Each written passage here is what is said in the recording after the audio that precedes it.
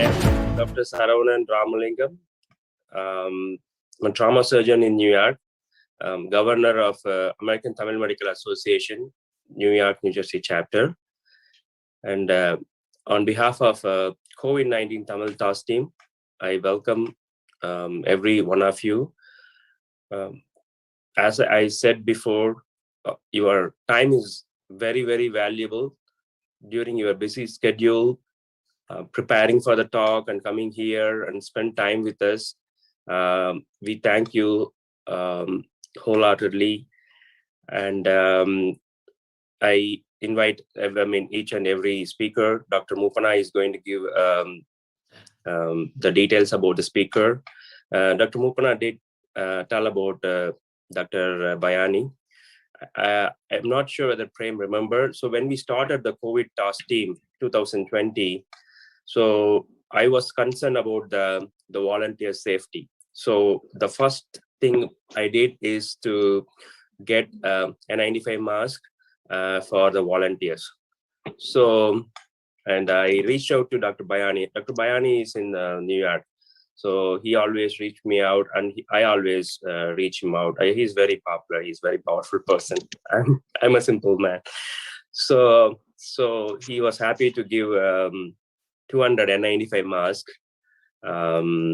He has a clinic and all those things. So then that's the starting point. I distributed to the volunteers because we did groundworks in 2020 also.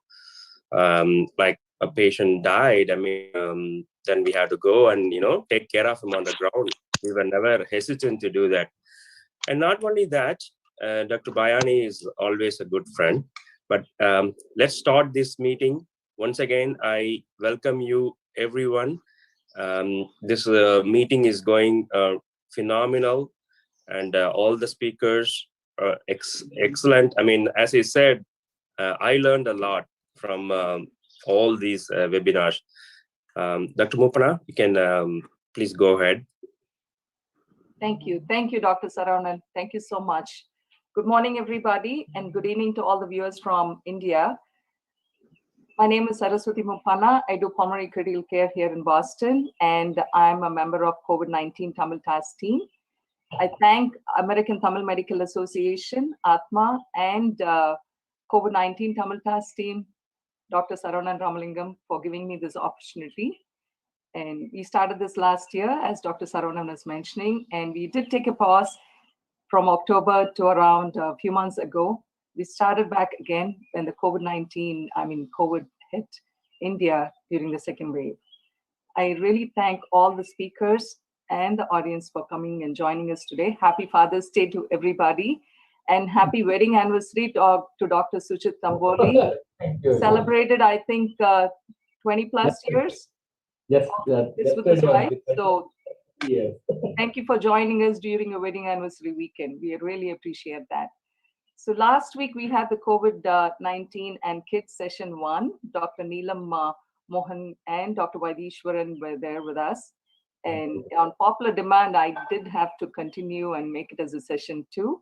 So we really appreciate Dr. Neelam and Dr. Vaidishwaran to join back. Thank you. So now to move on to the introduction of the speakers. This is going to be a roundtable. We have lots of questions from the community on general pediatrics and general pediatric questions. We're going to cover that first, and then because two of our speakers are experts, and one of them in hematology, Dr. Lakshmi, and Dr. Suchit is a specialist in developmental pediatrics, we have special questions for them later on as well. So if the speakers have any questions, kindly please note them down. Let's first answer the questions from the community, and then we'll come back to the questions from the speakers. Thank you. So our first speaker is Dr. Vaidishwaran. He's a former assistant professor of pediatrics in Kipak Medical College, Chennai, India. He's a consultant pediatrician, Lakshmi Narayanan Kids Care in Chennai, Tamil Nadu. Our second speaker is Dr. Lakshmi Srivas. She's the Department of Pediatrics, Hematology. She's at University of Texas Health Science Center in Houston, Texas. Next speaker is Dr. Suchit Tamboli. He's a consultant developmental and behavioral pediatrician from Maharashtra, India. They have lots of credentials, each speaker, but as I'm going through the session, I'll bring on the expertise and mention that as well. Our next speaker is Dr. Neelam Mohan. She's a director in pediatrics, gastroenterology, and hepatologist, Medanta Medicity Hospital in Gurgaon in Delhi. Thank you and welcome to all the speakers. We really thank you. Thanks for the time and the energy you put in. It's not an easy task to prepare, and we want to thank the IT team as well to make this happen today. So our first question is regarding the second wave. I know we did touch about the second wave in pediatrics last session, but just as a briefing and easing into this session, I'm just going to ask some questions which might be a repeat from last time. I wanted to know why the second wave happened and how is it more in children, or is it more in children at all? So the question first goes to Dr. Neelam. Yeah, sorry, am I audible, please? Yes, you are. I would like to congratulate once again the entire team for the efforts that they are doing. Dr. Shravana and Saraswati, what a lovely name. I keep always emphasizing that. Need to compliment your parents for it. Well, now a couple of things. Those who have missed the first session, we would still like to start. Now, in the second wave, we had a lot of lessons to learn in India. One of the first thing was that we realized that the peak, which was less than 1 lakh a day, went up to 4 lakhs a day. Why did this happen? Despite understanding that we moved up a little bit by lowering down our guards, and also there were some super spreader events like political rallies as well as religious rallies. Still, the out of proportion rise that was quite worrying till we actually realized that there was a variant called the Indian variant or the Delta variant subsequently, which is the B16172, which, and the new variants that came in India, that was just for the introduction. When we have a variant, what happens is when there is a virus which is in the community and is multiplying, it gets into host and keeps multiplying. So when it multiplies, there is a possibility it mutates. And when it mutates, it's like you get a variant. So the variant based on the CDC definition and WHO are divided into two. One is variant of interest. That means there is something new that has happened in the phenotype or the genotype of the virus, and it is also spreading in the community. So that is a variant of interest. Then one is variant of concern. Variant of concern means three things. Either it is very transmissible, or it is giving more severity, or it is escaping the behavioral, the treatment measures that we were doing, or say vaccination or therapy, monoclonal antibodies, whatever. So these are called as the variant of concern. So this Delta variant, which was initially thought to be variant of interest, was subsequently found to be variant of concern. And that is why answering Saraswati's question is that in India, the variants did involve the children. Now, 3 days back, last time when we did the meeting, I didn't have this information to share. But today, I want to share that there were centers based on AIMS, etc. They did it in 6, along with WHO. AIMS and WHO were doing a study to involve 10,000 people and look into the serological survey as to what is the burden of antibodies in the community. And they released the interim data 3 days back. Interim data was on 4,500. And these are the people who are not COVID. You know, you just go into the community and see what is the serology. And we found that virtually 60% were seropositive. And surprisingly, 59% of less than 8 years were positive and 63% in more than 18. So what was the message? Number one message. that children got the infection as much as it got in adults, but we showed that those who were the positivity rate of the total patients who got positive was 12% in the second wave. That means those who tested themselves, out of those 12% were positive. That means children were less symptomatic than adults. But in the second wave, they were 12% versus less than 4% in the first wave. So that means children were more symptomatic in the second wave as compared to the first wave. And that is attributed to this variants, which now is in UK. And the whole UK is worried with this third wave. 99% is this Delta variant which is there. And another good thing about this survey is that in the urban community, it was as high as 70% positivity. And in the rural community, it was still as high as 60%.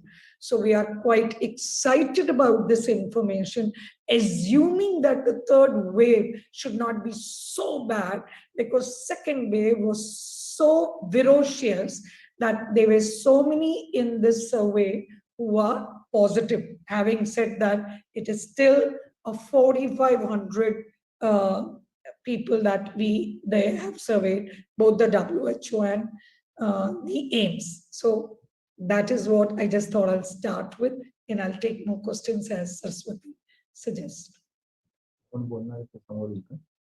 Thank you. Thank you so much, Dr. Neelam. Thank you. That was very informative. And the timing is also as such. Between the last session and this session, we got this information out. Yes. So thank you. Thank you for updating us on that. Okay. So, Dr. Vaidishwaran, the next question is for you about the third wave. Now, it's a continuum of Dr. Neelam's question. The third wave, we're all anticipating the third wave, and there is a word going around saying that the third wave is going to affect more children. Yes. What is your take on that, please? According to the latest information, there are some views that probably the third wave will occur in India maybe in September, October. But a few days back, a director of AIMS, he told us the information that it can occur as soon as 6 to 8 weeks from now on, if you are not following the COVID appropriate behavior. Anyway, we are not following it, and probably it can occur early. That's my opinion. And regarding the percentage of children, those who are going to get affected in third wave, I don't think it's going to be any different from the first and second wave. Probably it depends on the virulence of the infectivity of the variant which is going to cause the wave. And probably I don't feel that the children are going to get more affected as projected in the media. Definitely they are going to get affected, but the proportion is going to be the same. I don't see any difference, and probably there is no need to panic. As on many parents, they get panic because they get the information that third wave is going to affect the children, and they want to somehow protect their children. And in India, we don't have any vaccine for children as such for this pandemic.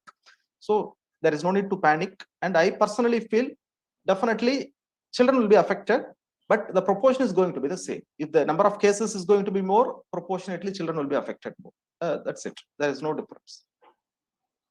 So you were saying if they're not taking appropriate measures. Yes. What kind of measures for the public? Because we have a lot of community watching this. So I just wanted to reiterate again. Yeah, without,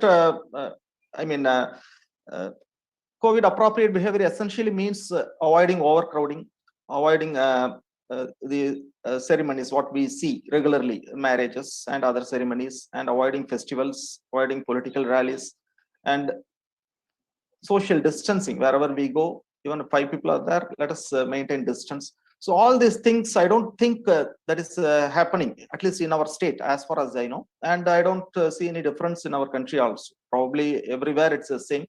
And even today, if you see, wherever you see, there are crowding. Today is a Sunday. So when I went out today morning, you can see 10 people standing near a tea shop, and all these things are happening even today. So I don't know how you maintain social distancing in a tea shop, in a corner shop, without they're having a tea, and how they will have masks. Nothing is there. So essentially everything is continuing as normal, and people are very happy from tomorrow there are some relaxations in the rules. So probably they're getting ready for the, even before they were doing all these marriages and everything. So I don't see any what I can say, the community support which is happening is very pathetic. So I don't see any reason that third wave will be for distant event. It's going to come as soon as possible, given the level of community participation and community support we are having. Thank you. Thank you, Dr. Vaidishwaran. Thank you. Dr. Tamboli, in continuing to do what Dr. Vaidishwaran was saying, you are involved in the task force in India, right, for COVID. Since last year, you've been very, very active in the task force for COVID. So I wanted to know what your take is on that. Do you think more restrictions, the government has to do something more about it? Actually, as he told that people mentality has not changed, and that is very important. The mentality should be changed, that otherwise it is not going to happen. The things which are which is going to be smooth. So COVID appropriate behavior is always important, but as a task force, what we are doing is that we are preparing from ASHA workers, ANM workers, then other doctors which are there, means like Ayurvedic doctor or homeopathic doctor who are there in the services, as well as pediatrician, and we are training everybody. So in our city only, we had a plan where full district was trained within 15 days. So within 15 days, we trained more than 10,000 people who were there, health workers for this. So it is very important that we should be prepared for the third wave. I know that it is not going to hamper more children, because children, the percentage will be same, like 10% or around that. So, and most important is that in second wave, the children which were affected, 90 to 95% children, actually they were mild cases. So we should not worry about that. And only 5% patients were in the moderate cases, and out of that 1% were in ICU, like MIS and all. But how to identify that? So how to identify early? So concept of fever clinic. So whether it is first COVID or it is non-COVID, then because as monsoon has started, we are having all other illnesses also. So all other illnesses we have to differentiate from the COVID, and that is very important for the health workers to know about that. So if we train properly, what is the normal respiratory rate, then what is the respiratory rate in the children at different age group, like less than 2 months it is above 60, so like 5 years child it is more than 30. So according to the age, if we know the what is respiratory rate, which is normal at some certain age, maybe abnormal at certain age, so that type of things in the pediatric is very important, and that should be taught to the all health workers, and that we are doing. And we are in all over India, we are now preparing ourselves for third wave if it comes, and then we can handle it properly. Sure. Thank you. Can I come in with a small? Yes, Dr. Vaidishwaran. Yes, ma'am. As far as the training goes, many people, the health workers, those who are related with dealing with this condition, they're already trained. And there is a program called IMNCA, Integrated Management of Neonatal and Childhood Illness, that has been there for almost 2 decades now. And most of these people, at least they know how to count the respiratory rate, how to check for the general condition of the child, and how to check for the warning signs if they are present. So probably that is taken care of already. And in our state, there has been some efforts to make up pediatric, special pediatric care units for COVID, especially. And another point I would like to emphasize is that whatever relaxations our government are giving, I don't want to blame the government. They are doing it for the economic consideration. So what happens is people don't understand that. They think everything is normal and we can behave as normal as possible. But purely the relaxations are for economic purpose, and we should keep our guard. Thank you. Thank you. That's why the Doc- most important thing is that the mentality of the people should be changed and COVID appropriate behavior should be there. That is very important. And now even we have converted the monitoring chart for the ASHA workers in a vernacular language, so that whenever you get the patient, how you can identify, like you have to monitor the oxygen saturation, and then how it can be done, then what is to be done for the respiratory rate, temperature chart. So all these things are made very simple, and now they are percolated till the end worker who is working in the field. So that is very important. Thank you. Thank you so much.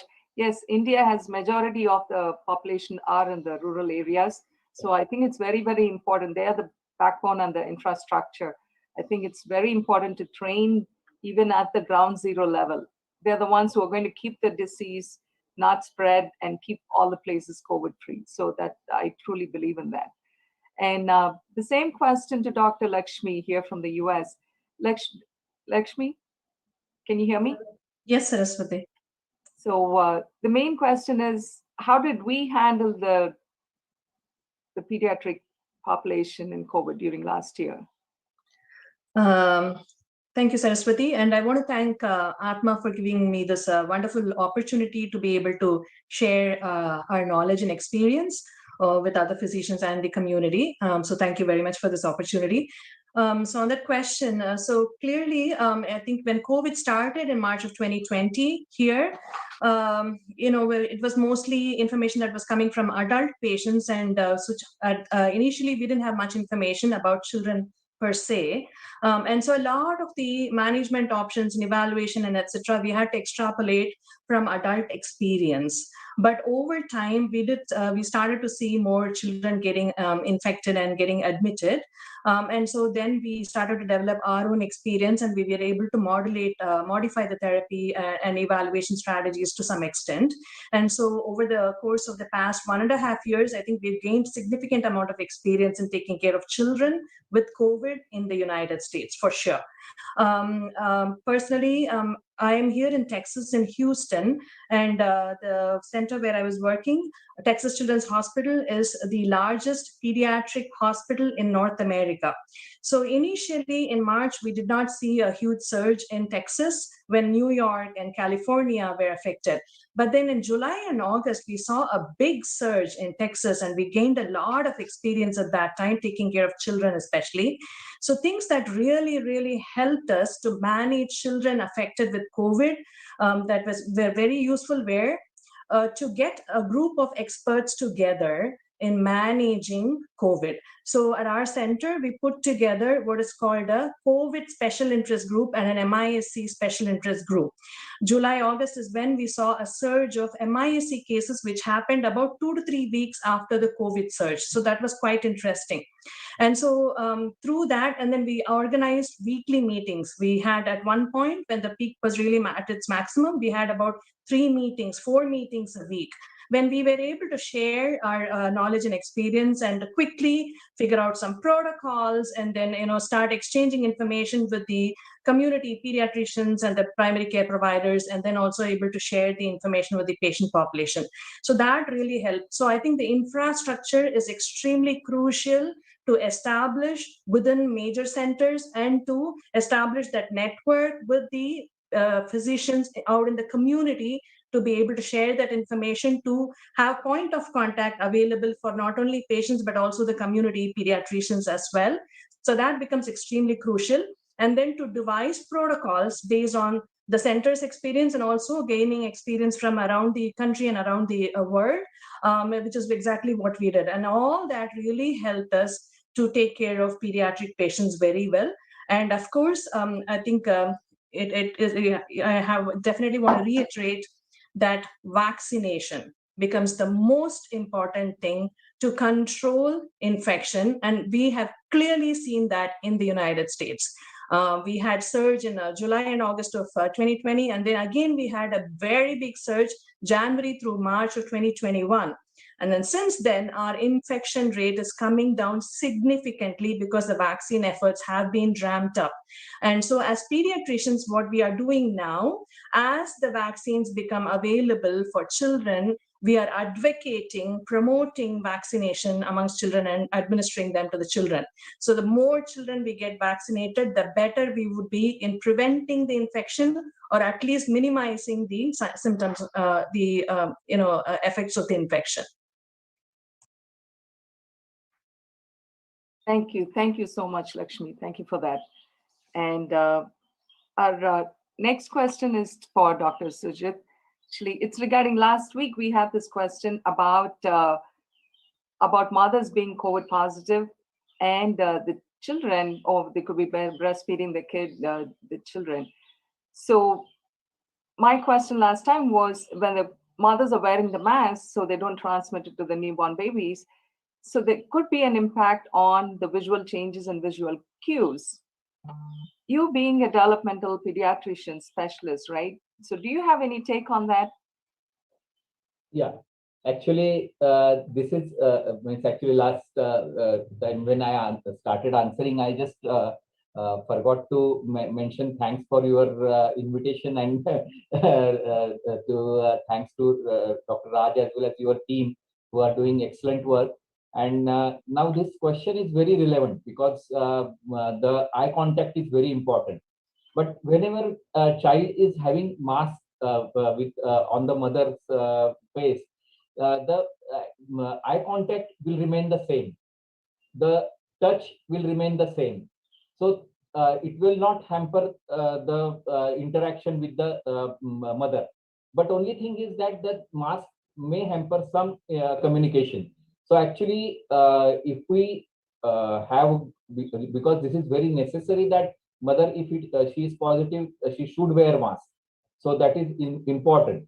But that is up to, say, a month period or so. So whenever she is away from the her quarantine period, then she can again, when she recovered fully, she can remove the mask and then feed the baby again. So that that short period will not hamper the mental development of the child, because as child is nearer to the mother whenever it is required due to breastfeeding, and it is a touch which is there, and eye contact is there. Thank you. Thank you so much for that. Dr. Neelam, do you have any thoughts on the Yeah, I have a mothers and the couple newborn of babies? comments. I was listening to everybody, and I would just like to reiterate, when we say COVID appropriate behavior, I would like to bring to the notice of all audience and community. Gone are the days when we are spending our energies into cleaning and cleaning the, washing the papers and the plastics and the surfaces. What we expect from you now is simple three things: your mask, which covers your nose and mouth, and not starts from here, and preferably N95 mask, otherwise a double mask, which could be two surgical mask or a cloth mask with that. And social distancing, keeping gap between two individuals. That's what we are expecting, along with good ventilation. Keep wherever possible, wherever you're getting, ensure that your ventilation is open, and avoid places where there is the AC conduits connecting with infected people staying in some place. Is a common AC in the other person's room also. So if you have somebody COVID in that room, if you have those ACs which go to, you should avoid that sort of a thing. Second, I wanted to say was, what are the preparations which Saraswati asked? Is three types of preparation which needs and is required from all. One is the government. When we said the government, what did the government do? The central government had its, because in India, health is a state, is a matter of a state subject too. So the central government looked into the vaccination, procuring of the vaccinations and providing it virtually free now. This week they announced that too, or probably the last week. So they are providing it, and 30% is being given to the private sectors to buy it, and they can charge 150 rupees, etc., give it to public. So 70% is being given. And the speed with which the numbers are increasing are humongous.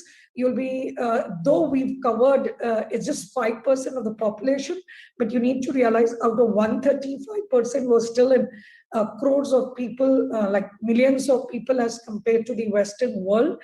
And from next month, we are going to have 10 million vaccines a day, I repeat.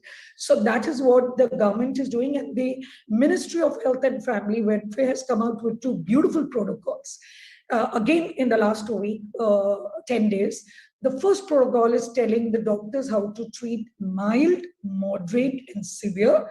And the second protocol is how do we set up, like Lakshmi was asking, and you made a comment that in the rural population. So I have good news for you that how to increase our setup. So there is something like a 4S that we say. First is for staff, second is for stuff, third is for space, and fourth is for system. So all that is being looked up. Every district hospital and all, they've given clear-cut protocols, which Dr. Vaitishwaran talked about, IMNCI program, that's part 1. But we have just increased 10%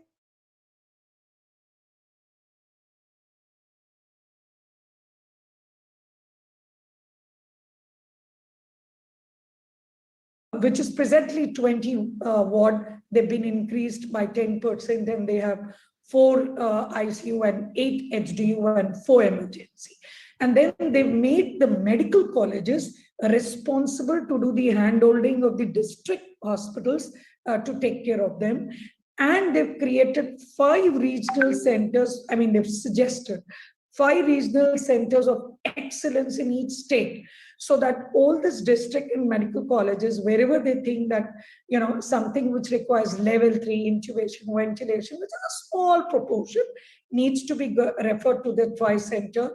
And we all understand that in children, it is the MISC, multi-inflammatory syndrome, which cannot be very easily managed with district hospital. So all those people will be going for level 2, which will have oxygen and the basic care. And the level 3 will be the HDU and ventilation to that. So that was what the government did. Then the doctor's preparation, I would like to bring to your notice, just like you doctors, what amazing attitude. Why are you bothered about people back home? But that's what your ego, something within you wanted to get back to the community, give back. So the doctors have come to this situation where the doctors are coming out with this protocol, spreading it to WhatsApp, teaching the youngsters, trying to increase the resuscitation training, and we've called as the golden era of 100 days. And as Vedi said, could it be as early as 8 weeks? Could it be 12 weeks or 100 days? But we seem to be, this is the time to recruit nurses, and not in the last minute. This is the time to train the nurses, to recruit the nurses, to train the doctors, to utilize the physiotherapists, to train the OT nurses, to that. All that has come in a black and white paper. And that is called the 4th S, the system. Because when the system starts, it happens. And last is the public. The responsibility of the public is just 2. One was what you all talked about, that we need to have avoid get-togethers, use your mask, avoid super spreader events. If there is a marriage function, please proceed. How? Divide the marriage function into 4 days and use whatever 7,500 in a day max in a huge hall, and do 4 events separately and divided. So that's one logic. And the second expectation from public is, please accept the vaccination, which Lakshmi told us, brought us to that, how even Texas and all, it was only vaccine which prevented them, and a place like USA had to struggle for beds and, ICU extra. How do we do? So we need to accept the vaccines, and it is the responsibility of each of those who are seeing this video to convince people around you That is the only thing you can do, and not keep the information within yourself. Convince people to take the vaccine, because if they take the vaccine, you are protected. That's what they need to realize. That's all I have to say. Shall I can add one more point. Sure. Yeah. Please go ahead. As far as Tamil Nadu goes, our state fortunately has one medical college in each district. So we have around 30 medical colleges covering all the districts. So each district has a medical college, and orders has been issued a few weeks back that every medical college, every teaching hospital should have 100 beds exclusively for pediatric care, having all the equipments as well as oxygen support. And training has also been started in this aspect, and staff nurses and pediatricians, those who are already on duty there, they are getting trained, and even general practitioners, they are getting training how to identify and handle children. Thank you. Thank you. Dr. Sujit, do you want to add anything on this point? One important thing is that why third wave we should not worry is that if vaccination of every family is done above 18 years, then it will protect all your children also. So that is very important what madam was telling, that each one should get vaccinated. And that is, if they get vaccinated, their children are going to be protected from the third wave. So that's why it is very important that they should take vaccine. Right, right. Can I add something, Saraswati? So just want to share some information from the US experience in with children with COVID. So 22% of the US population is children. And from what we have known is majority are asymptomatic. I think that we have observed world over. And the rate of serious infections, that's what we worry about for children. That is reported to be anywhere between 1 to 2 per 10,000 infected children. So it's not very high, but nevertheless, some children can be severely affected. And of those severely affected, about 1/3 have been in the ICU, requiring intensive care therapy. So that's important to remember.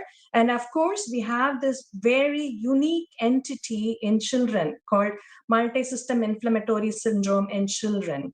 And that is probably one of the most severe illnesses that I have encountered in my several years of experience. I was part of the MISC group in our hospital, and pretty much every week I would think I have seen the worst possible case in my entire experience, and the next week it would be something even more severe. So those are the important things to remember. We don't need to panic that children are going to be infected, but at the same time it is important to prevent infection in children, because we know some of them can be severely affected. Of course, there are certain population of children who are more prone to get more severe illness. For example, children who are obese, children with chronic illnesses, immunocompromised children, like children with cancer, certain kind of chronic disorders, genetic conditions, developmental disabilities, children dependent on ventilators with tracheostomy, etc. But nevertheless, MISC, even though it affects a small subset of children, there is no way to predict which children will get affected. And we have seen MISC across the board. The highest incidence has been in age groups 5 years and up, but nevertheless, it can affect any child. And so for all these reasons, it's extremely important to prevent and protect children. Don't have to panic, but definitely follow all the measures that are important. And the asymptomatic children can spread the infection to other unvaccinated adults, and then they can get severely affected. Another reason why children need to be protected. Thank you. I just want to add one thing, that that's why the task force has now what madam was referring, that system. So in that system, we have one ambulance called 108. So that ambulance we are upgrading for the children also. So because the mask, then the ventilator which is there in that.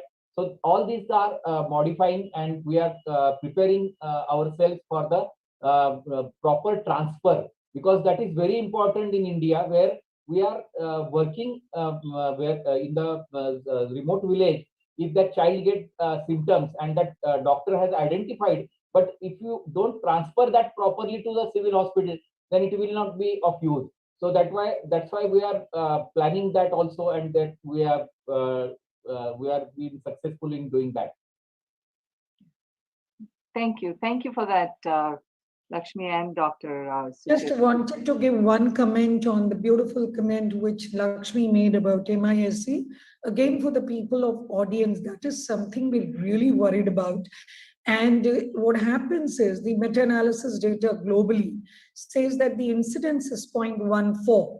But of course, the data which came from US and some regions, Texas, etc., they gave 0.2 is there. But I'm taking the global data because we do not have the clear-cut statistics in India. So the drawback is people need to realize that here, though the COVID RT-PCR is negative, it is a complication of COVID in children seen after 2 weeks of infection up to 2 to 6 weeks.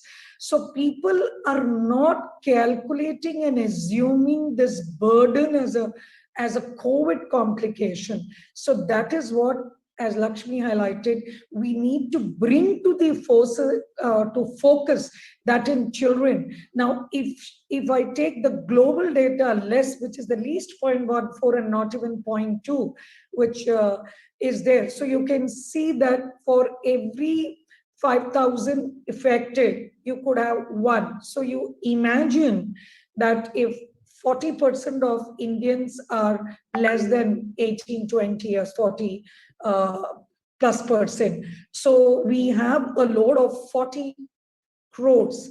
So that 40 crore, even if I take that 5-10% will get, so the load of 0.2 is also going to be huge. And we all know now from the Western world that when you need to treat MISC, it is early treatment. You can save only through early treatment. And for the purpose, I want people to know that it has 3 presentations. One, any fever beyond 3 days in a child who had either had COVID or history symptoms suggestive of COVID or family members or contact of COVID. And they, along with this, have either rash, conjunctivitis, breaking of the lips, red tongue, or blood pressure getting low, presenting in the shock-like state, or GI symptoms, typically the pain, abdomen, loose motion, vomiting. You need to understand this could be a complication of MISC, which we divide into MISC without shock and just give steroids, MISC with shock, IVIG steroids, and then MISC with Kawasaki syndrome, which I talked about, again, IVIG and steroids. And we need to ensure, in case there is burden in children, we don't fall short of IVIG and steroids. Having said that, a beautiful paper came again last week from UK, or Israel, I forget, European country or UK, where they compared IVIG versus only steroids. Like in India, IVIG is going to be very expensive. Obviously, Americans wouldn't want to have done this study. But in India, we compared IVIG versus only steroids. The steroids arm was as good. So this is a good information to Indians that it is time that we do a quick study also during this time to understand that where we are not able to use IVIG, but when there is coronary involvement, still we suggest to use IVIG and not. But you all should, yesterday there was this expert from rheumatologist from London who was talking all about their experience and the studies and how they realized that steroids itself was quite useful and not necessarily IVIG. Sure. So that's very useful for Indians. There are, Dr. Vaidishwaran, do you want to just finish the point you had? Thank you, Dr. Neelam. Yes, ma'am. Actually, our All India Institute of Medical Science has come up with an excellent guidelines. I will share that with you now. Regarding identification, classification of severity, as well as how to manage a case of MISC. and it has excellently mentioned the tier 1 and tier 2 investigations you need to do, as well as the drugs which are going to be useful. And as Madam had mentioned, steroids are as good as and useful as IVIG.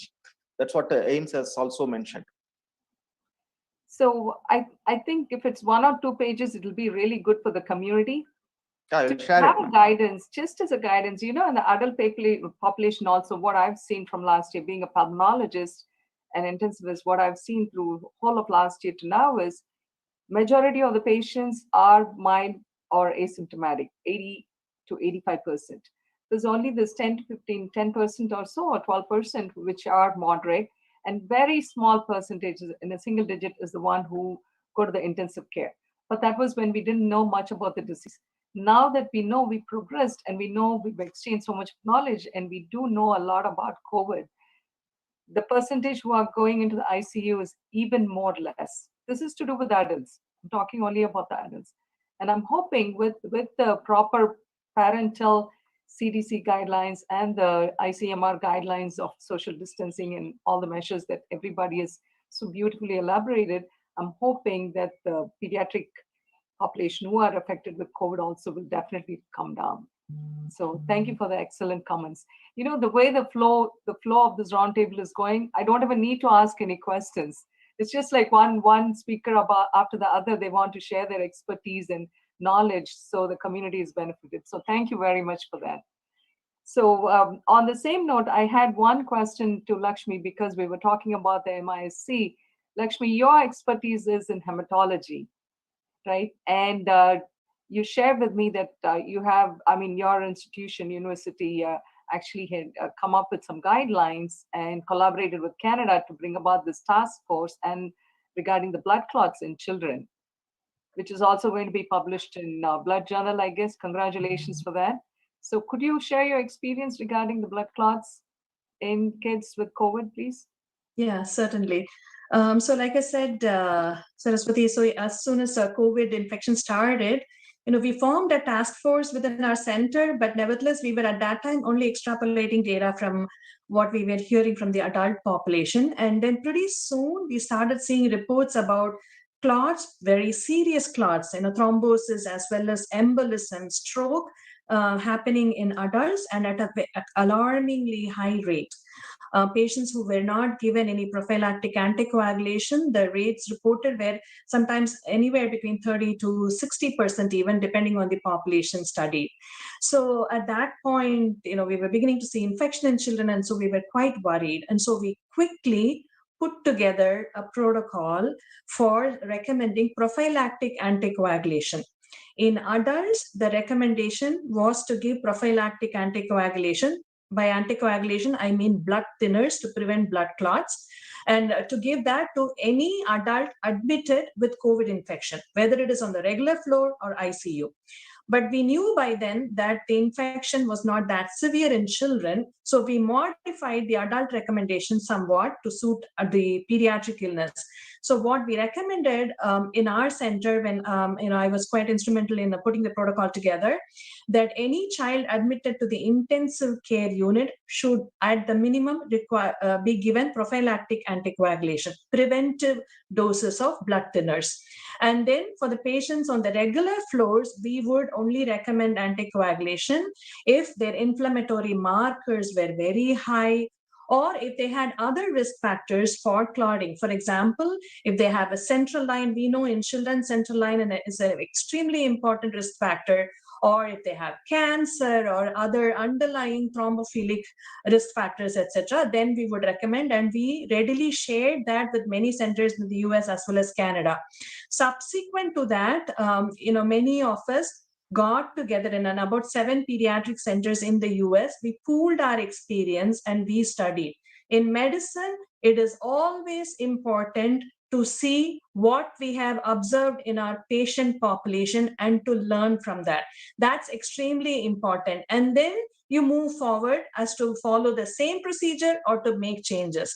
So this was an extremely important study. This is the largest study that has been published recently in Blood Journal. If it is okay, I can share my PowerPoint just to quickly show some of the results. Is that okay? Absolutely. We will love that. Thank you. Okay. Thank you for the excellent work you're doing, Lakshmi. Really appreciate that. Thank you, Prem? Saraswati. I think we're all in this together. Thank you. Yes, thank you. Very well said. It says, I'm not able to share my screen. The admin may, Could you try now? allow Yes. No, could you try now? Yes. Yeah, it's visible now. Dr. Neelam, you're saying something, but you're breaking up. We can. Yeah, I said the admin will allow you to share. Yep, and just okay, we are able to see now. Yep, thank you. Yeah. Thank you. Are you able to hear me? Yes. Yep. Yes. So this was a study that was published recently in Blood Journal, which is one of the leading journals for hematology. It was a study, it was retrospective, conducted in 7 large pediatric hospitals in the US in children. And we looked at a total of 853 admissions in 814 patients. And you can see the incidence of COVID-19, symptomatic COVID-19 in 50% of these patients. 16% had MISC and 34% had been admitted for some other reason, but tested positive for COVID, but were not symptomatic because of COVID. So the incidence of thromboembolism is not very high. It was found to be in about 20 patients with 21 episodes, but nevertheless, you can see here, I've broken down the incidence in terms of asymptomatic COVID-19, where it is very low, 0.7%. Symptomatic COVID, slightly higher, 2.1. But in MIAC patients, the incidence is 6.5%. And especially in teenagers older than 12 years, it is as high as 19%. And what's important to remember, and they had a variety of pretty significant clots. Personally, I have seen DVT, pulmonary embolism, clots in the heart, stroke, and clots in the brain, what we call cranial venous sinus thrombosis. And we have encountered all these in MIAC children, and the mortality was high in patients with clots, 28%. And what's also interesting to note is that by then we had actually started doing prophylactic anticoagulation. And interestingly, 70% of the patients who developed clots actually happened in patients who are receiving prophylactic anticoagulation. So I think this study has really given us very valuable information. The incidence of clots in children with COVID and especially MISC, it is significant. It's not as high as it is in the adults, but it is significant. So the very sick children with COVID and MISC patients, all our MISC patients now get prophylactic anticoagulation. The question of whether we need to escalate the anticoagulation to higher doses, that is to be answered. I also want to mention that some of these patients actually are at risk for bleeding as well. And so the clotting risk versus bleeding risk needs to be carefully balanced. The coagulation parameters need to be followed and made sure that those are appropriately addressed if they are prolonged or elevated, because we saw some pretty significant major bleeding events in these patients as well. So that's the information that we have gathered looking at our experience here. So Can you what did you learn the from that? 2 slides you missed the 2 slides. Can you share that too? It was very interesting. Okay, sure. You actually skipped 2 slides. I did. I didn't want to What take. was that information too? It was so nice to get such a good insight. Absolutely. So actually, I've gotten together one of our younger faculty here, and what we did is, this is yet to be published. This manuscript is under review, so cannot be reproduced or shared. But I'm sharing this nevertheless here. So we have done a review of MISC and thromboembolism, and we found 15 articles that have reported on MISC, and you can see that many of these clots are pretty significant: right atrial thrombus, pulmonary embolism, cerebral infarct, stroke, deep vein thrombosis. So it is present, it is significant. I think the take-home message: patients with MISC should get prophylactic anticoagulation, and children with COVID with severe illness, whether they are receiving care in the intensive care unit or based on their inflammatory parameters being very high, multiple organs being affected, those patients also require, at the minimum, prophylactic anticoagulation. The next slide is this.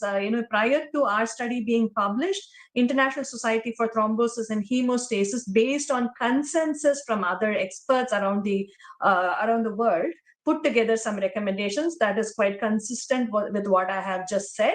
Prophylactic anticoagulation at the minimum for children with severe COVID and or other risk factors for clotting.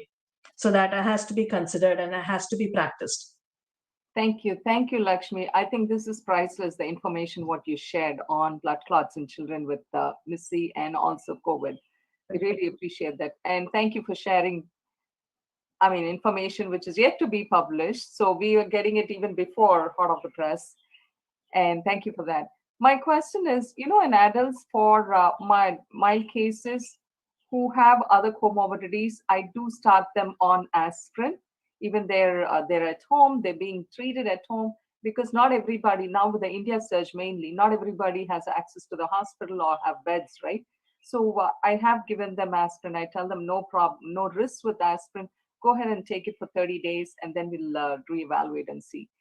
Now, but for the patients who have been a little more on the moderate COVID, who are needing higher level of care, at least like oxygen and blood thinners, they are on blood thinners. And critical care, of course, everybody is on blood thinners when they have COVID positivity in the intensive care. So is there any data regarding the age group? I know in your data, the MIS-C and the other recommended, the table, what you showed, the data is from 1+ years, right? That's the age group that I noticed in the table. So is there any age group? Two questions I have. One, regarding the age group. Okay, is it more with certain age group you find this MIS-C and the complications and they need more of the blood thinners because of the bleeding complications? And two, is it divided according to, for mild asymptomatic patients or mild patients, not asymptomatic, but mild patients who are managed at home? Is there any data regarding prophylaxis of blood thinners? Yeah, very good questions. So the first question regarding age group, clearly, I think teenagers, I think that's what stood out in our study. Even within the MIS-C population, older than 12 years seem to be at very high risk. And in general, when we look at clots in children, we always say that teenagers, the risk factors somewhat mirror the risk factors in adults. So even as you follow age group based risk for thromboembolism or incidence, you will clearly see that once you hit 12 years, the risk doubles or quadruples for multiple different risk factors. And that is very much true for COVID and definitely for MIS-C. So teenagers are at higher risk for developing clots. Nevertheless, any child with MIS-C is at risk, regardless of how old the child is, and ought to receive prophylactic anticoagulation. And I think that holds good also for COVID-infected children with severe illness or any other underlying risk factors. And regarding the second question, that came up quite a bit initially before we had any data or evidence from pediatric population. But now, especially now that we have data, asymptomatic children affected with COVID are not at very high risk. And blood thinners, definitely they have adverse effects. Bleeding is a major adverse effect. And so at this point in asymptomatic children, especially patients who are not hospitalized, blood thinners are not recommended. Even for hospitalized children, if they are on the regular floor, if they're not receiving intensive care, if they have mild illness only, then anticoagulant is not recommended. I just want to briefly comment about the use of aspirin in children, and alongside I'll also, extend regarding management of MIS-C, what we have done here in the United States, right? MIS-C children get admitted, period, because it's very hard to predict who will get worse in what course of time. Sorry, I don't mean to interrupt, but for the benefit of community, can you just spell out what the MIS-C stands for in brief? Absolutely. And as my Indian colleagues are, talking about MIS-C, I realize the definition is somewhat different in India. So I'm going to, I'll just briefly talk about MIS-C. MIS-C, it is an abbreviation that is used for defining multi-system inflammatory syndrome in children. This abbreviation is slightly different in UK. It's called PIMS, PIMS. but nevertheless, we all are talking about the same entity. What is it? It is a syndrome that occurs in children few days to few weeks after they have gotten the COVID-19 infection.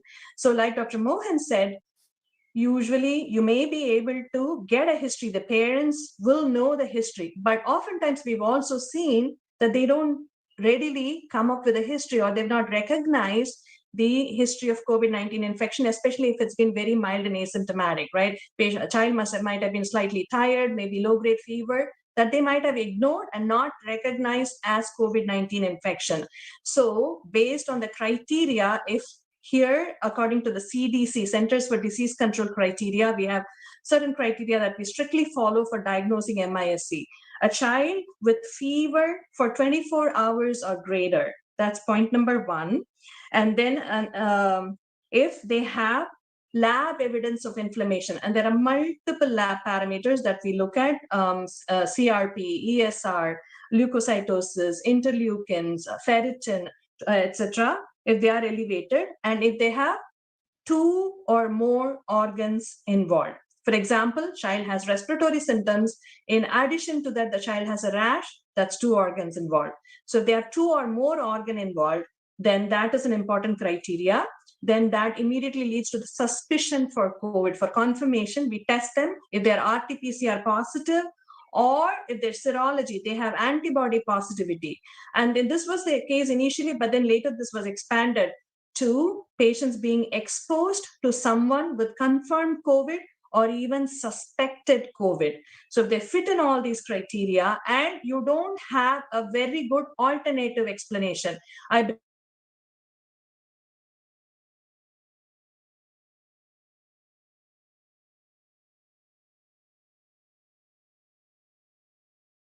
is prevalent here during summer months. And that's when we had our COVID and MISC surge. And whenever a patient with typhus presented with similar symptoms, we all panicked and thought, oh my God, this is MISC. So it's important to consider other differential diagnoses, to test them for other possibilities and to rule out. So if you don't have any other plausible diagnosis, and if they meet these criteria, then that leads to the diagnosis of MISC. So diagnosis of MISC, we admit the children, right? How much treatment we give for these children depends on how severe they are. Like Dr. Mohan was mentioning, and Dr. Tamboli as well, and I think Dr. Vaiteeswaran, prednisone, steroids, I think it forms like the backbone of management for these patients. But the dose can be different. Mild to moderate illness, we give low dose. But when they have severe illness, they have to be admitted to the ICU, or they need ventilatory support, ECMO support, or inotropic support because their blood pressures are dropping. Then we escalate the dose of steroids. In terms of IVIG, last week, there were 2 articles that were published in the New England Journal of Medicine, the most prestigious medical journal.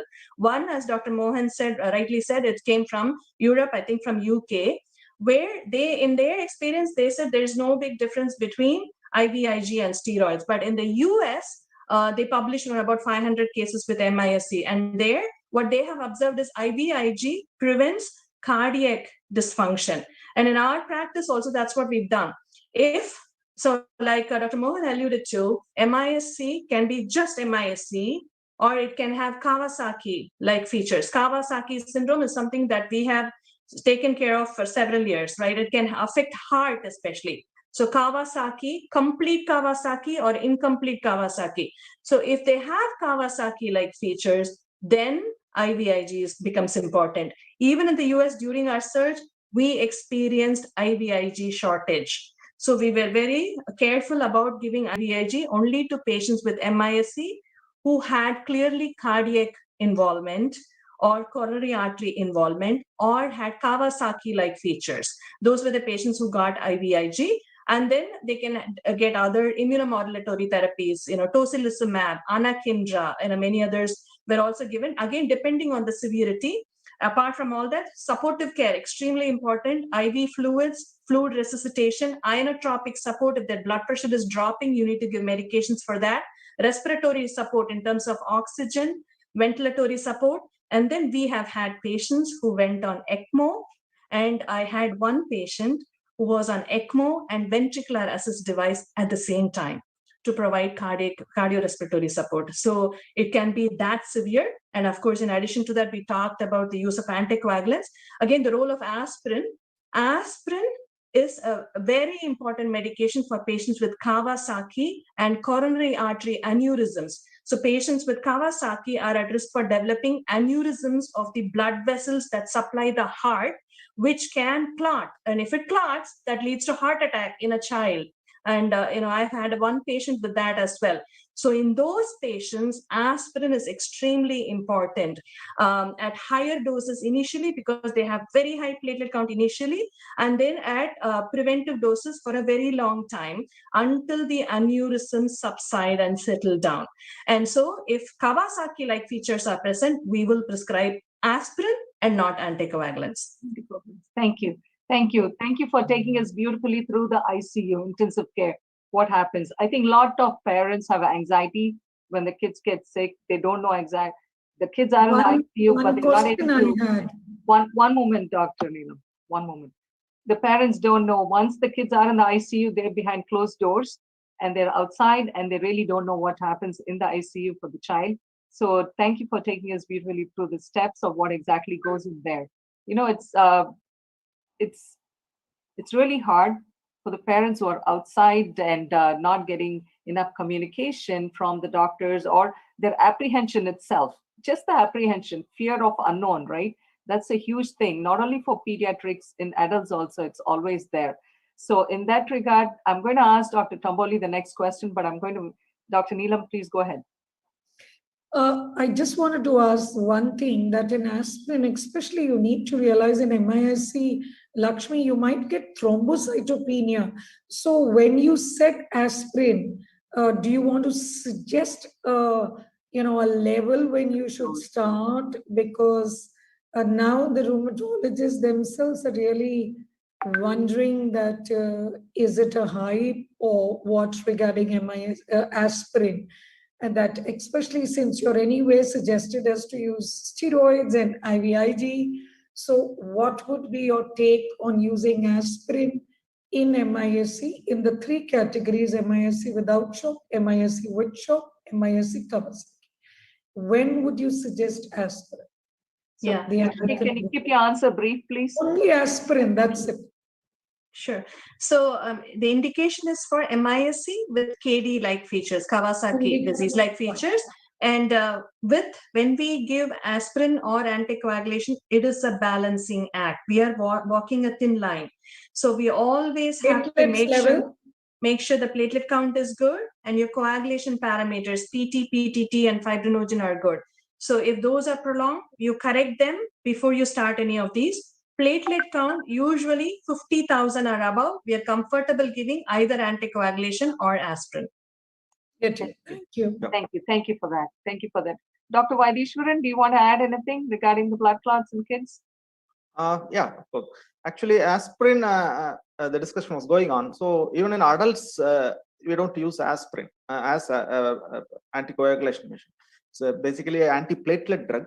And if at all we want to use anticoagulant, we have to go with low molecular weight heparin. So I don't think there is any role for aspirin as anticoagulant in children. As Madam rightly suggested, probably children with Kawasaki and thrombocytosis with coronary aneurysm, they benefit from aspirin, and that has been the treatment for Kawasaki for many decades. So probably those who are the subgroups who are going to benefit from aspirin. Apart from that, I don't think there is any role for aspirin as anticoagulant in the MISC. Thank you. Thank you so much. Dr. Tamboli, the next question is for you. There's a lot of anxiety around the parents and the children also with the COVID. The whole year, since last year after the lockdown started, the kids are all isolated in their homes. They don't get to interact with the other children of their age group.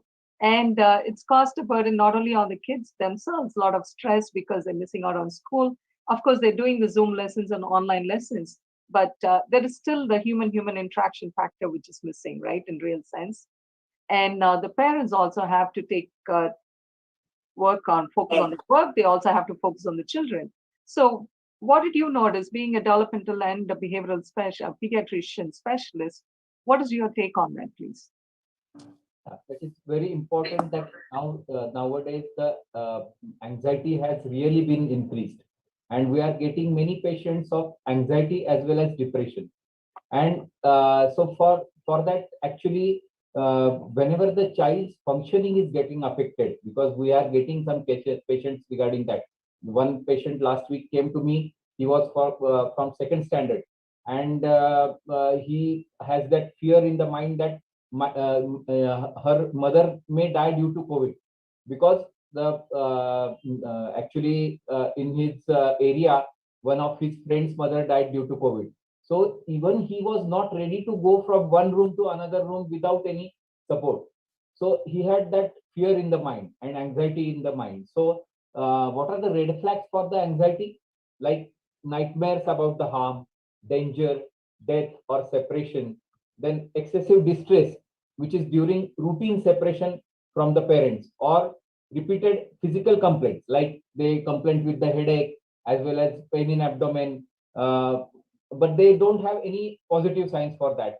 Then panic regarding the parents, as well as reluctance to go to sleep without any significant adult who is near, or when anxiety is inappropriate or excessive, interfere with the normal activities, and it lasts for few weeks to even few days. So in these conditions, we have to evaluate these children, and how parents can help them. That is very essential to know regarding the anxiety, that they should be patient, calm, and reassuring. That is very important. They should be positive about their ability to manage the situation. Help the child succeed actually by doing small steps, and reward and praise the child's efforts as well as success, and be a model for their child, because many times that parents are also anxious. We have a screening test where we can identify that that is available online everywhere in the world, that scared test for the children as well as scared test for the parents, which gives us very beautiful picture regarding how we can classify anxiety, like generalized anxiety, or it is a panic disorder, or it is a separation anxiety disorder. So we can identify them, and then we can manage them accordingly. So it is very important there that they should teach the child about positive talk, give more positive comments than the negative ones, then actually positive active responses whenever the possible. Listen more than you speak, because many times parents have a habit that they speak more and they listen less to the children. So that is very important. Then assert yourself calmly. Connection before correction, which is very important. Emotional banking, because that is a key that you should teach them emotional literacy. Everything you do, it counts. So stick to your values, but consider all point of view. So I think that is mnemonic you can remember is go places with your child, and that go is give many more positive comments, one at a time, positive active responses, listen, assert, connection and emotional banking, and stick. So that type of mnemonic also you can remember, and then manage the child of anxiety. Thank you. Thank you so much for that question. So Dr. Neelam, I think you are wanting to add something. Well, this is a major thing which the entire world is going to face. Of course, the Americans have already geared up for it, and I'm sure you will need to do a session subsequently, which is only on mental health in children and for parents. I mean, it's such a big topic. I could go on hours, and I've done a lot of TV interviews related to this, but I would just want to give you one comment that there was this study which came out in India where they looked into that, and shockingly, that survey showed that more than 75 to virtually 80 were affected with 4 to 5 factors, either anxiety or depression, fear of losing, and clingingness, not so the fear. So these always seen in virtually 3 out of 4 children. So this is a matter of huge worry that we all need to focus, including your energies next After this third wave, maybe we are not understanding. And that is why, if you remember, that London, though they made mistake, if you recollect, they did not stop their primary school as compared to the other. The whole was stopped because the cognitive function of children is only when they meet and connect with other children. So looking into that, the UK, London did not stop this tool, but sadly, some teachers died because the children could give rise to them. So there is so much to about this mental health, and I love the mnemonic, Suchit. Go Yes. places with your child. Can I But just add one more it's point? not for you to do another session Definitely. sometime. Definitely. The pediatrics is so important. They're the future generation, and I think we have to safeguard them. And I can, if all of you have the energy, we can go on with a couple of more sessions. Go ahead, Dr. Suchit. Yeah, just I want to add regarding that all this advice parent can give to relax their children and the children who are upset or decrease stress. So what advice regularly we give to, actually that should be a prescription like thing that doctor should give to the parent, that things that can do to relax the upset is that ask them to running, weightlifting, going for a walk, playing a sport, listening to music, dancing, read, do a puzzle, craft, call a friend, talk to someone, take a hot shower, or imagine a relaxing space in the mind. So maybe deep, slow breathing, like yoga, we can advise to them, and regular eating habits. That also helps because nutrition is definitely very good role in that. And avoid excessive caffeine as well as learn relaxation exercises. And it is very important that they should learn practical coping skill, because if inculcate practical coping skill in them, then they will definitely fight the things better. So by decreasing self-talk, self-negative talk, as well as challenge their negative thought with the alternative positive thought. What we do in cognitive behavioral therapy is that we have to replace that thought and learn to feel good about competent or good enough job, and take a break from stressful situations. So that is again very important, and build a network of the friends which will help them to cope in a positive way. So I think these are very important things that how the parents can decrease their stress. That should be advised to them. Thank Can I you. add one more point? Sure, Dr. Vaidishwaran, go ahead. Yes, yeah. I just want to add one point, and I would like to get one comment from Dr. Suchit. First of all, I think this pandemic has given us an excellent opportunity to interact with our children, actually, and to nurture our children. But as parents, we have failed. Probably we were underprepared for this opportunity, and I don't think any one of us, as a parent, have utilized this opportunity to the full extent as we could have. That's one point. And the second one is, I would like to get a comment from Dr. Suchit regarding the children with special needs, those who are having developmental delay, autism, ADHD, and learning disability. So for the past 1.5 years, they have been out of their regular programs, the active programs and the therapies. And I would just like to get your opinion on what will be the long-term impact on these children because of this break.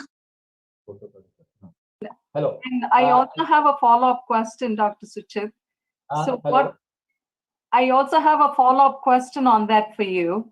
What is the advice that kids can give to their parents, especially the fathers, today being Father's Day? Can the children also give some advice to the parents? Yeah, that I think that is very nice question. And I will answer first question of that regarding the special children. So what is about the special children? Really, it has hampered their sessions because due to lockdown, they are not able to join the sessions. But now, since last year, this year, the situation has improved because we are coming up with the videos as well as the interactive programs with the mother, and we are doing that in a proper fashion. So since last year, actually, we were not aware about that, how it is going to be happen. But now we know that we have to cope up with this COVID, and we have to go through that. So we are managing these special children also with online training, and we are giving them training for the autism as well as all other children. But only thing is that regarding the like physiotherapy, we may have some problem, but where we are doing extra efforts for them by keeping them proper appointments as well as social distancing and all things are there. We are doing in our center, and then with appointments we are managing these children, and they are getting now good results. The next question was regarding what advice actually this children should give to the parents, and that is very important.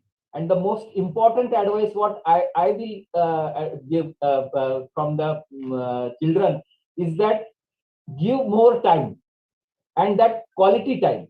That is the only advice which is very important. And like media addiction, we are talking always about that. Now parents are complaining that my child is media addicted, and he is always on the media and doing whatever things he is doing. But most important is that parents are media addicted, not the children, because many we know that when child is born, he doesn't know any television or any media. But for first 2 years, we should not advise any media except video call, and that is WHO and UNICEF recommendation. But that is not followed by any mother. So when mother is going to in front of the television or the mobile, then the child is obviously going to be affected with that. So first 2 years, no media. Second year to means after 2 years to 6 years, only 1 hour per day, including all media like television or laptop or mobile, whatever is there. And 6 to 18 years, it is around 1 hour per day till Monday to Friday, and Saturday, Sunday, maybe 2 hours. So if we follow this, then what is to be done? Because many times that what mother is telling that he is not eating without any mobile. So that is a habit which mother has inculcated to the child, and that is very bad habit. So when mobile was not there, actually mother used to interact with the child and feed them. So that is very important. So what is alternative to the media? What I told, how we can prescribe the stress relievers. So that is very important, and we have to give interaction, more interaction with them, and that is very important. So parents should give more quality time and creative engagement. Creative engagement is very important. So if they actually engage them creatively, definitely that will help them to interact with the parents, and all creative activities if they plan. Because now even in India, we have come up with the standardized protocol from 0 months to 10 years.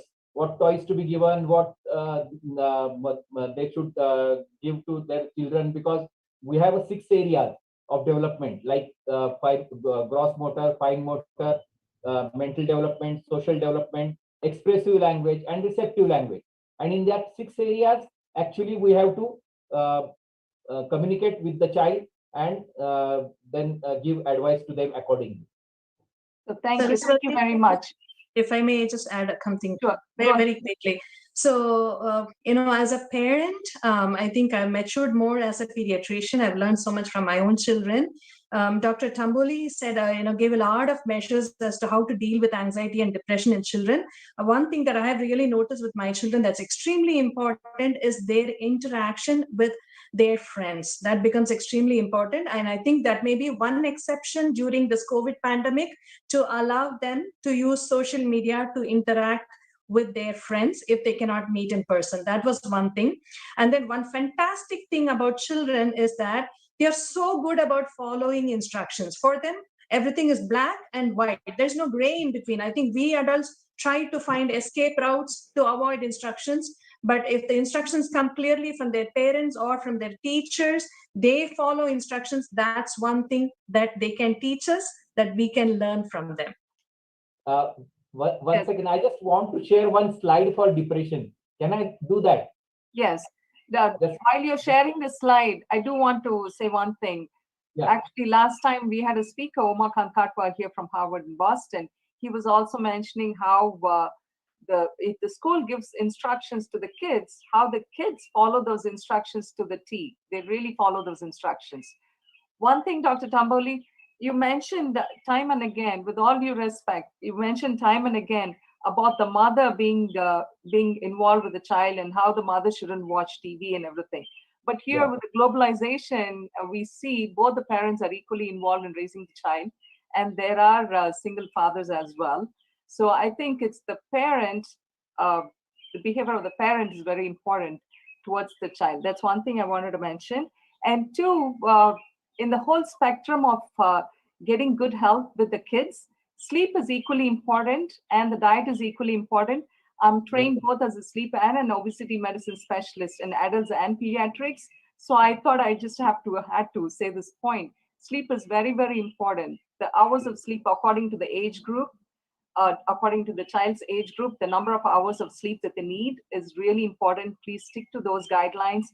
Please make sure that they have a regular sleep and awake schedule. And during the pandemic and during the lockdown, please make sure that they have a schedule at all, daytime and nighttime also. They follow a certain schedule. And the most important is regarding the sleep hygiene, because actually most of the parents have a television set in their bedroom, and they just it is going on till the child it is used as a sleeping pill, and that should not be done. Actually, it is very important that at least 1 hour before the sleep, the child should be off all media, and then interactive stories or maybe good smooth soothing music, that can be very useful for the child. And I just want to share this slide, because this is the slide regarding DSM-5 criteria of depression, which can be remembered with one mnemonic like Miss World with depression crying. So how do we can remember this? This mnemonic, if you can recollect, then you will definitely diagnose depression in children, because we are diagnosing it even at 6 years now. So decreased mood, which can be low or sad mood, interest decrease or decreased pleasure, decreased sleep, then decreased weight or decreased appetite, then decreased worthlessness and guilt, then death wish or act, then decreased energy, fatigue or libido, and decreased psychomotor activity, slowing of movement or speech, and decreased concentration or complaining of decreased memory.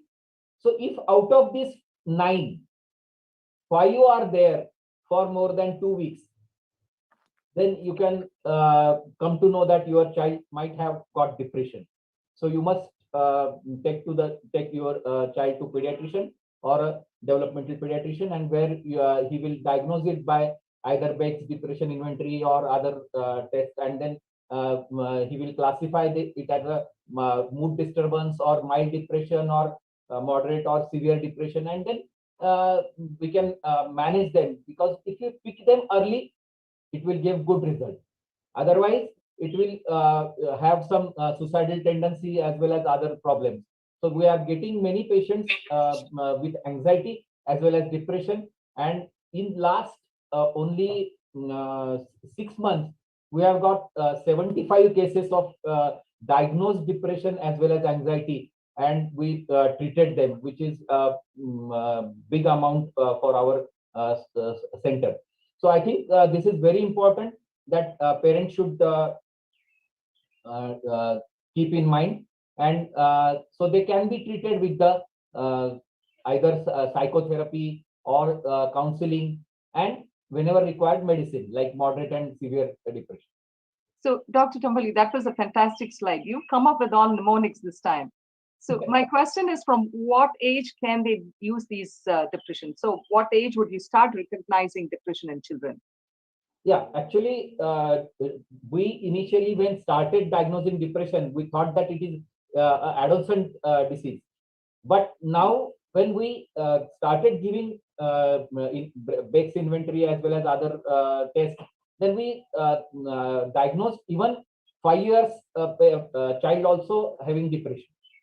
So even after, before that, we may get that or we may miss that, but that may be mood disturbances. And actually, final diagnosis can be given after 6 years or so. 6 years or so. Thank you. Thank you so much. It's 7 minutes more than 10:30. We are almost at the closing time. I know we have a lot of questions lot of questions from the community and to discuss. This has been an excellent session. I think Dr. Raj has joined. So I just Yes. want to thank him for giving this opportunity, Dr. Raj. So I'm going to actually officially invite Dr. Bayani, but before that, I think Dr. Saravanan wanted to say something. Thank you, Dr. Mupana, and thank you, the panelists. I mean, exceptionally good. Okay, I can tell one comment that can tell. I need to see the video again and again to catch up all the points. So this is so many information, very valuable information for physicians and parents. As a parent, I have one comment, and there are other person is somebody Lalita Ragutu is like I'm raising the hands. Please give them a chance.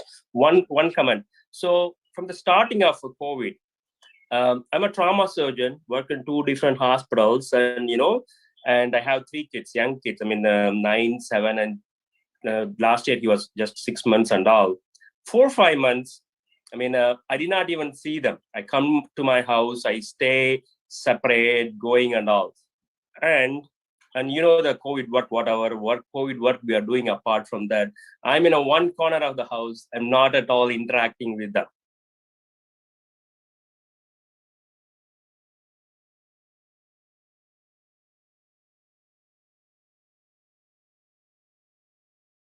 As a parent perspective, I mean, it is very difficult. It is very difficult for the kids.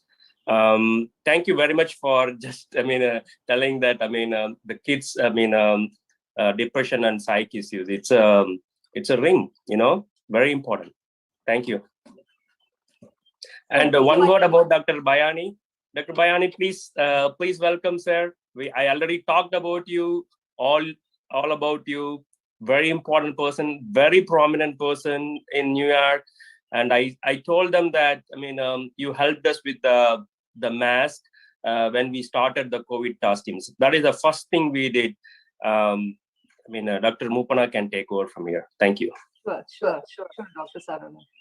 Dr. Bayani, could you just say hello, the audience? So Dr. Raj Bayani, he's an ENT surgeon. He works in New York. And he's been the treasurer for American Association of Physicians of Indian Origin, API. And he is the founder president, I should say, for the Federation of Indian Association of Physicians. It's called the FIPA. Anytime I ask him for help, he's always there. I mean, I really appreciate, I'm very sincerely appreciative of all his kindness to everybody. It's just not me. As Dr. Saravanan was mentioning, he was the first one to, I guess, give the mask, N95 mask last year in New York. And even at 11 o'clock, if I have an ENT patient regarding black fungus or something, he's always there. He picks up the phone and answers my call and others' calls. Thank you. Dr. Bayani, you're very popular and very influential. And thank you for giving us the lead for Dr. Suchit Tamboli, who shared a lot of his expertise with us. And please, would you like to say a few words?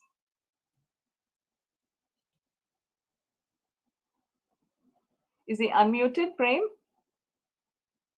Yeah, it does. Let me check. While it did, Dr. Tamboli, one of the they had a question regarding the full form for going places with your child. Yeah. Could you take care of that? Thank you. Yeah, I will just read it again.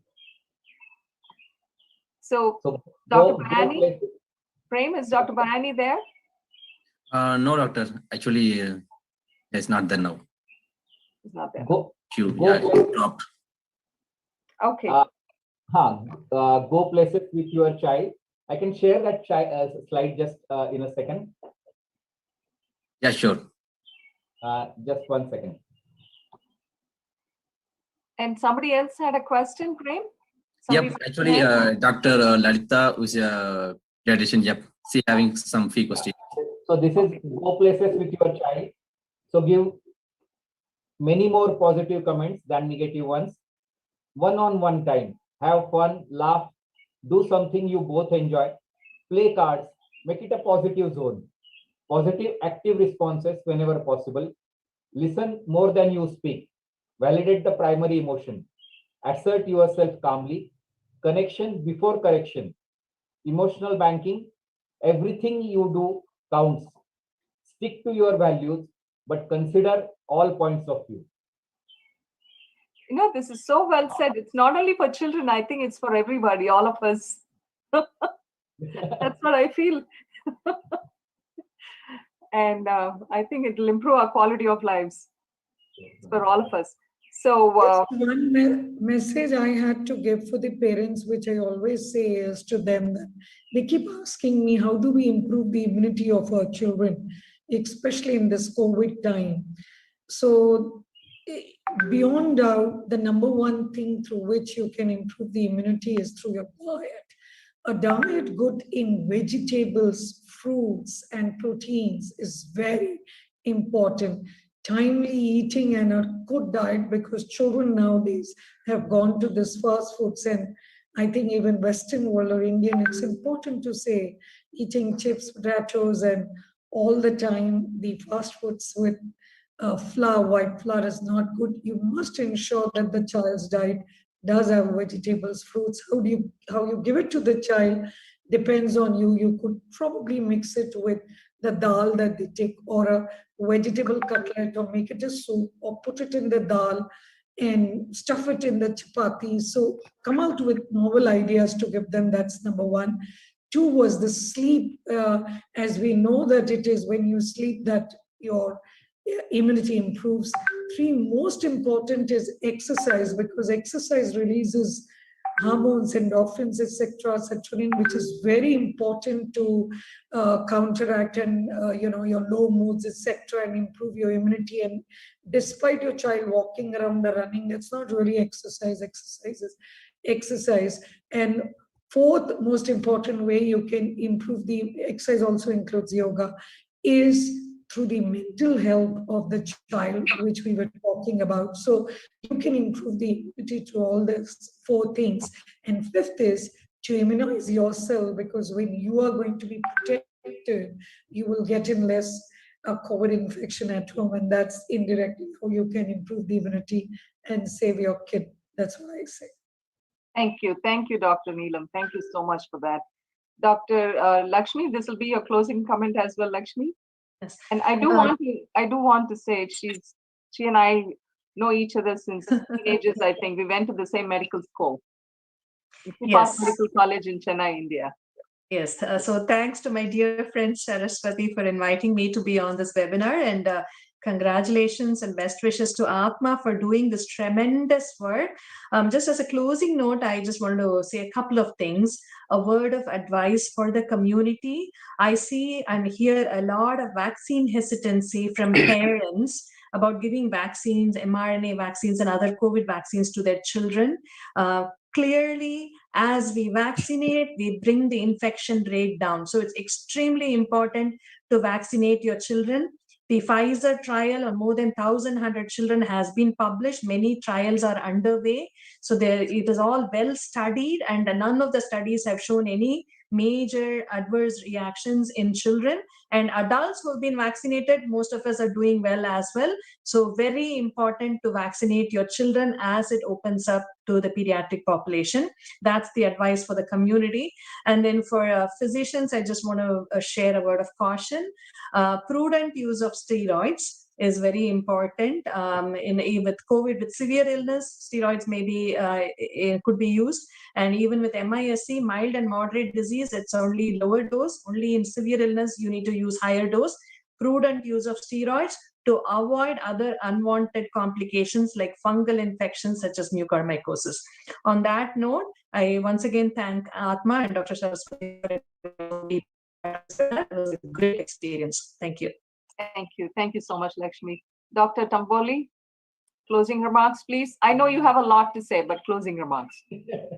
No, I think I must first thanks Dr. Raj as well as Dr. Saraswati that you give me this opportunity to interact and your team is working really hard and really very good work, because this is very important and it is need of the hour.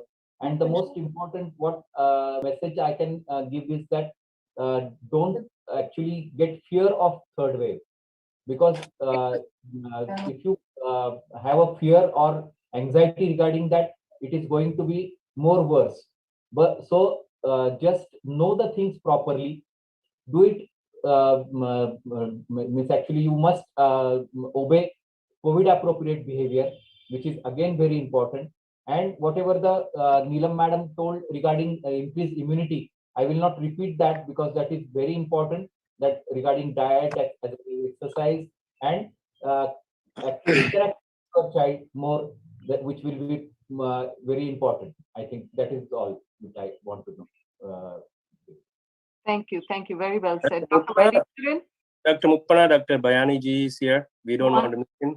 Sure, we don't want to miss him. Dr. Vaidishwaran, closing comments, please, and then we're going to go to Dr. Bayani. Thank you, madam. I thank Dr. Saraswati and Saravanan for and Atma for giving me yet another opportunity to interact with you all. It was a great experience. And before I finish, I would like to just highlight 2 points. And I think we have discussed all things, but one thing which I'm seeing frequently nowadays is constipation in children. So most often it's probably related to lack of physical activity, toilet training has gone out, and probably the diet. So we have to concentrate on that. And I do see a lot of cases of sleep disorders. Some of them require some even melatonin. So probably these things should be taken care of by all the parents. Thank you. Thank you. Thank you so much. Dr. Saravanan, I think you have to start about Dr. Bayani all over again. He's here. Dr. Bayani? Dr. Bayani. Hey. Dr. Bayani is our friend. Dr. Bayani, this is the third time I'm giving introduction to you. And I apologize. I had another call. I'm sorry. Yes. No problem. I mean, you don't need introduction, Dr. Bayani. So we said that when it start the COVID task team, start with you giving us masks for the volunteers. So we were very thankful for that. And also, not only one occasion, in any occasion, whenever I need a help, Dr. Bayani is one person, is close by in New York City. You can always ask him. He'll always try to help as much as possible. Thank you, Dr. Bayani, for that. You're welcome. Dr. Bayani is I'm telling it for the second time now. He was the treasurer for American Association of Physicians of Indian Origin, and he's now the president and the founder for Federation of Indian Association of Physicians Association, FIPA. And not only that, he's on my speed dial, like Saravanan. He's also on my speed dial. Like anytime I need anything, ENT, he's an ENT surgeon, practicing ENT surgeon in New York. So any questions, any help I need, I reach out to him. He's a friend for everybody. So we really thank him for giving us the lead for Dr. Sujit Tamboli as well. Thank you. Thank you, Dr. Bayani. Thank you. Something?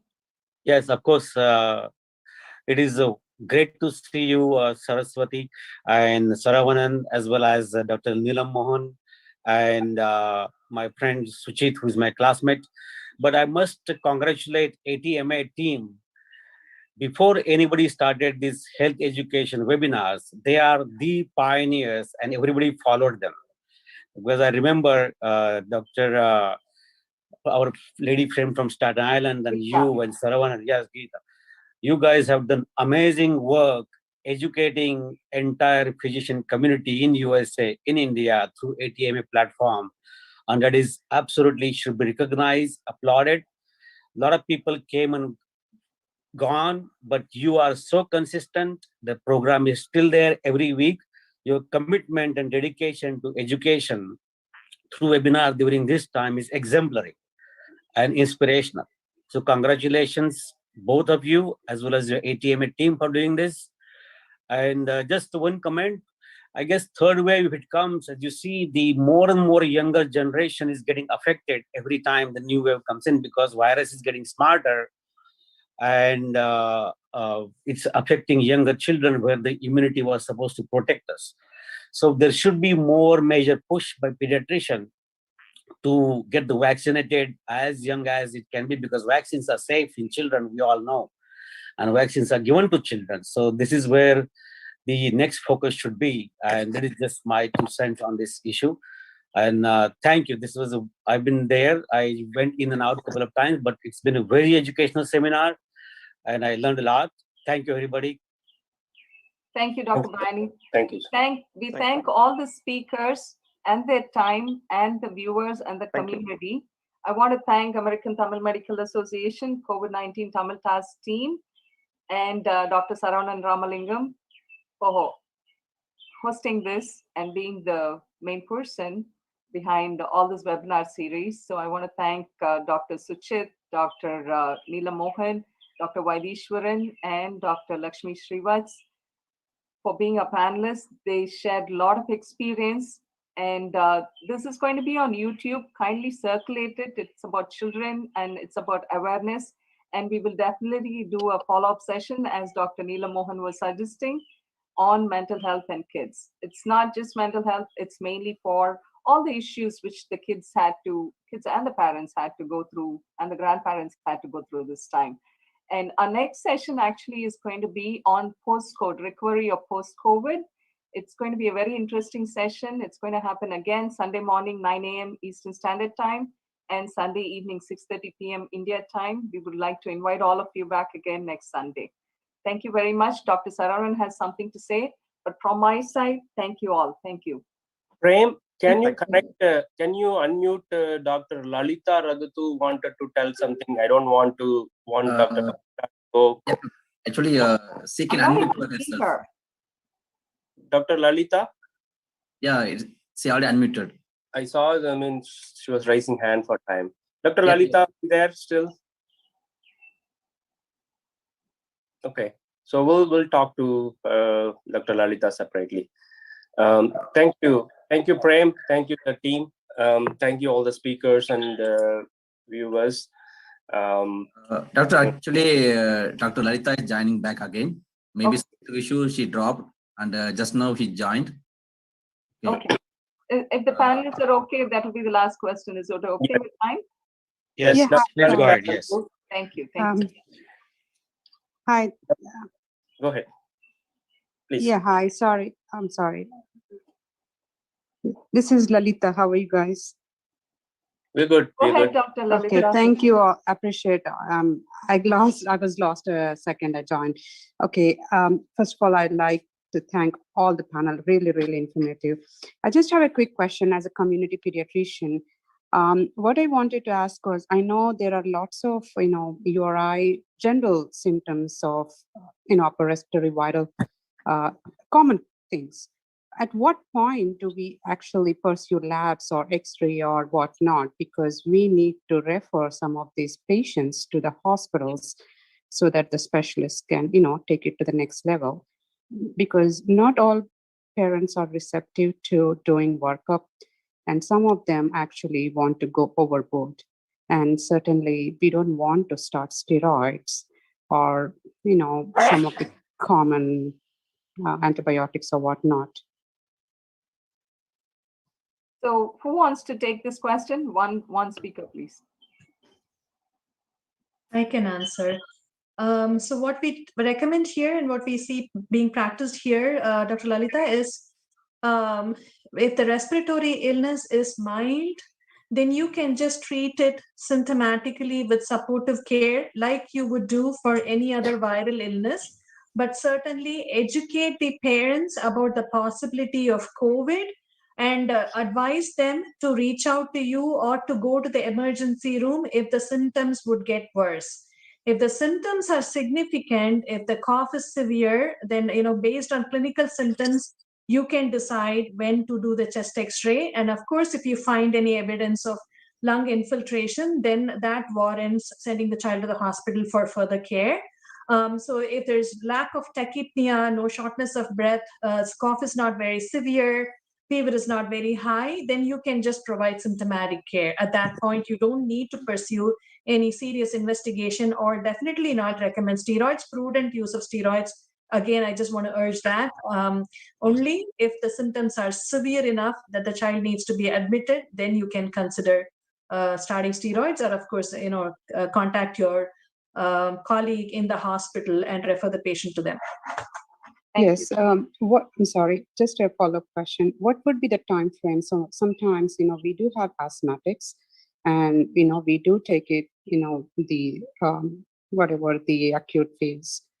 So beyond that, I guess I'm asking, like, would it be 2 weeks? Because definitely we go through the first week or so, and then the second week a little further. But I don't want to really, send. I mean, I worked in emergency room urgent care, so I do handle most of them without sending them right away. So I just want to be cautious in not catching some of these patients. And again, regarding vaccination, I do come up with these questions, as a second question, I should say, regarding anti-vaccinations and all that. What is the evidence? Is it safe? And I do say, hey, you know what? We don't have absolute guarantees of either way, no complications or complications. But we advocate the vaccination, but we always have non-vaccinators. So those two questions bother me on a daily basis. So I was just asking, everybody to shed some light on that. So Lakshmi, do you want to take the follow-up question, or can I give it to somebody?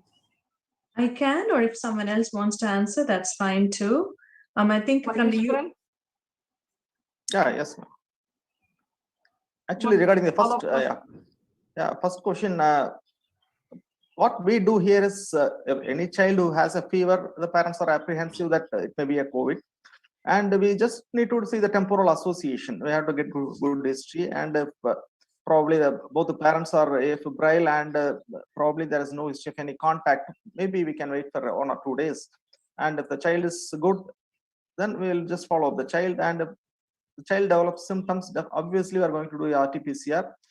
And I would personally recommend any child having fever, better thing is to do RT-PCR and confirm that it is a COVID or a non-COVID illness.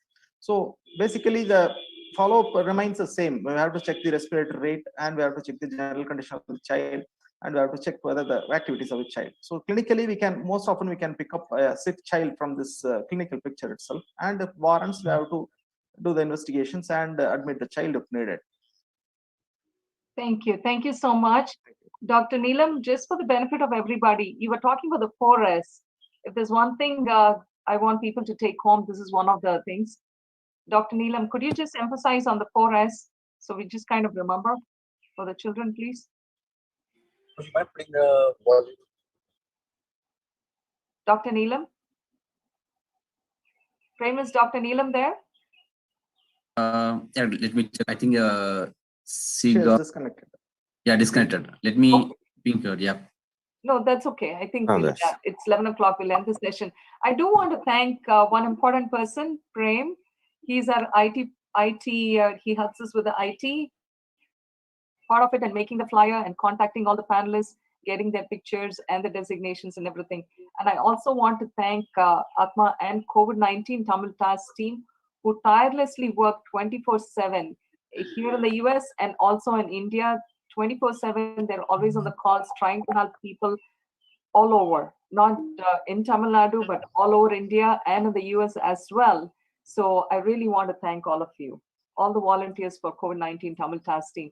And thank you, Prem, for the wonderful job you do, and also putting all the colors for the background for the flyers. So thank you very much. Yeah, thank you, Doctor. Yeah. Thank you. Thank you. Thank you very much. With this, we end our session. Prem, did you want to say something? Actually, we have to take a photo, so all the panelists, please stay there. Yeah. Okay, I'm going to ping Dr. Neelam. Yeah, sure.